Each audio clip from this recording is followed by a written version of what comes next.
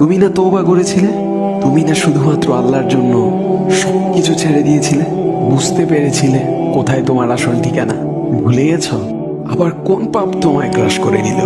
তুমি তো সেই যে নিজের পাপের প্রতি অনুতপ্ত হয়ে সিজদায় পড়ে অঝরে কেঁদেছিলে। তাহলে আবার কেন দুনিয়ার ধোঁকায় পড়ে গেলে? কেন ভুলে গেলে কোথায় তোমার আসল গন্তব্য?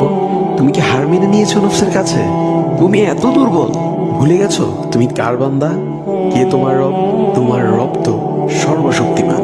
সর্বশক্তিমানের বান্দা আবার কখনো দুর্বল হয় নাকি? মৃত্যু পর্যন্ত লড়ে যাও তুমি। শয়তানকে দেখিয়ে দাও তোমার ইমানের পাওয়ার।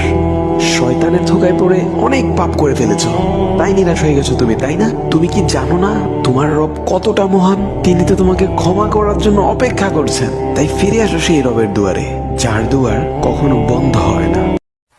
তুমি না তওবা করেছিলে? তুমি না শুধুমাত্র আল্লাহর জন্য সবকিছু ছেড়ে দিয়েছিলে? বুঝতে পেরেছিলে কোথায় তোমার আসল ঠিকানা? ভুলে গেছ? আবার কোন পাপ তোমায় গ্রাস করে নিল? তুমি তো সেই যে নিজের পাপের প্রতি অনুতপ্ত হয়ে সিজদায় পড়ে অঝরে কেঁদেছিলে। তাহলে আবার কেন দুনিয়ার ধোঁকায় পড়ে গেলে? কেন ভুলে গেলে কোথায় তোমার আসল গন্তব্য? তুমি কি হার মেনে নিয়েছো নফসের কাছে? তুমি এত দুর্বল? ভুলে গেছো তুমি কার বান্দা? কে তোমার রব? তোমার রব তো সর্বশক্তিমান।